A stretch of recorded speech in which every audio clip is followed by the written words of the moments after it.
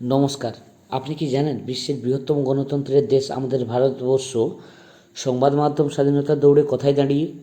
180টি দেশের তালিকায় ভারতের র্যাঙ্ক শুনলে আপনি হয়তো দ্বিতীয়বার ভাবতে বাধ্য হবেন। চলুন দেখে নিই 2025 সালের লেটেস্ট রিপোর্ট কি বলছে। রিপোর্টার্স উইথাউট বর্ডার্স বা আরএসএফ এর 2025 সালের রিপোর্ট অনুযায়ী 180টি দেশের মধ্যে ভারতের স্থান বর্তমানে 151তম। 2024 সালে ভারত ছিল 159 নম্বরে, অর্থাৎ টেকনিক্যালি মাত্র 8 ধাপ উন্নতি হয়েছে।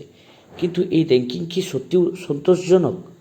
অবাক করার বিষয় হলো আমাদের প্রতিবেশী দেশগুলো যারা অনেক সময় রাজনৈতিক অস্থিরতায় থাকে তারাও ভারতের চেয়ে এগিয়ে।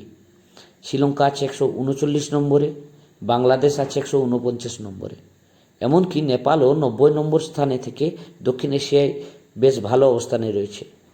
প্রশ্ন জাগতে পারে, ভারত কেন এত পিছিয়ে?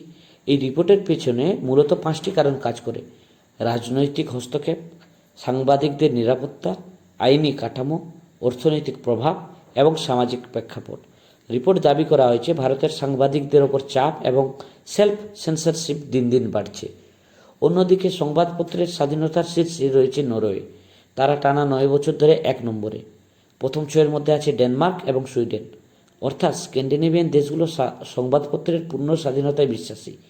এখন প্রশ্ন হলো, আপনি কি এই আন্তর্জাতিক র্যাঙ্কিংয়ের সাথে একমত? আপনার কি মনে হয়, ভারতের মিডিয়া কি সত্যি তার নিরপেক্ষতা হারাচ্ছে, নাকি এটি কোনো বিদেশি ষড়যন্ত্র? আপনার মূল্যবান মতামত কমেন্টে জানান।